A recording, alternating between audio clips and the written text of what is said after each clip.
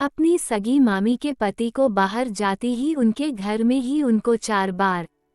नमस्कार दोस्तों, आप लोगों का स्वागत है आज के इस दिलचस्प कहानी में। एक दिन की बात है जब मेरी मामी मेरे पास फोन करके बोलती है कि बाबू तुम मेरे घर पर 2-4 दिन के लिए आ सकते हो क्या। मैं बोला कि कोई काम है क्या। मेरी मामी बोली कि हाँ बाबू, घर पर थोड़ा सा काम पड़ गया है इसलिए मैं तुमको बुला रही हूँ।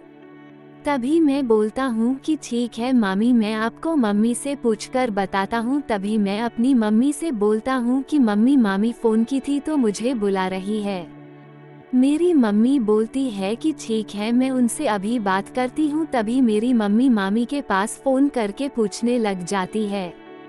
उधर से मेरी मामी बोलती है कि मैं उसको इसलिए बुला रही हूँ कि अपने मामा जी को रेलवे स्टेशन पर छोड़ना है, क्योंकि मेरे घर पर अभी के डेट में कोई नहीं है, सिर्फ मैं और मेरे पति ही हैं इसलिए। इसके बाद मेरी मम्मी बोलती है कि ठीक है, मैं उसे तुम्हारे घर पर कब भेजूं। तभी मेरी मामी बोलती है कि कल भेज देना।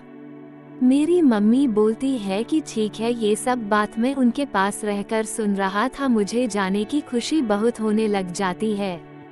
तभी मैं रात को सोने से पहले अपनी मामी को याद करके सो जाता हूँ, क्योंकि मेरी मामी इतनी खूबसूरत है कि उनको देखकर मेरे काम करने की इच्छा बहुत ज्यादा होने लग जाती है।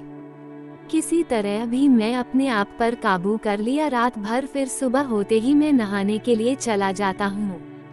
मुझे इतनी जल्दी थी कि मैं ढंग से अपना मुंह भी नहीं धोया था। तभी मेरी मम्मी आकर बोलती है कि तुम्हें कहीं चोट ना लग जाए, क्योंकि तुमको जाने की इतनी खुशी हो गई है। फिर मैं बोलता हूँ कि हाँ मैं अब जा रहा हूँ, मैं तैयार हो गया हूँ।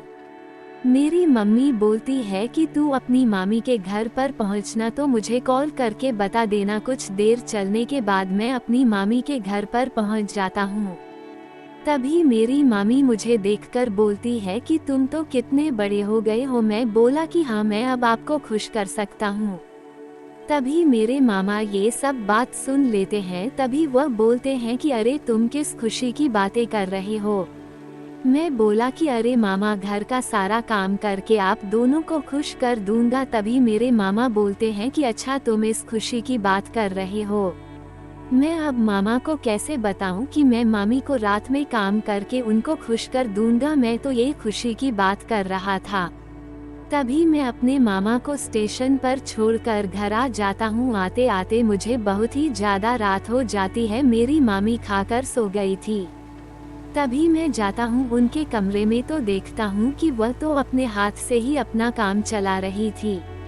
मैं बोला कि अरे मामी, आप ये क्या कर रहे हैं। तभी वह बोलती है कि तेरे मामा जी से तो कुछ नहीं हो पा रहा है, इसलिए मैं सोची कि अपने हाथ से ही मैं अपना काम कर लेती हूँ।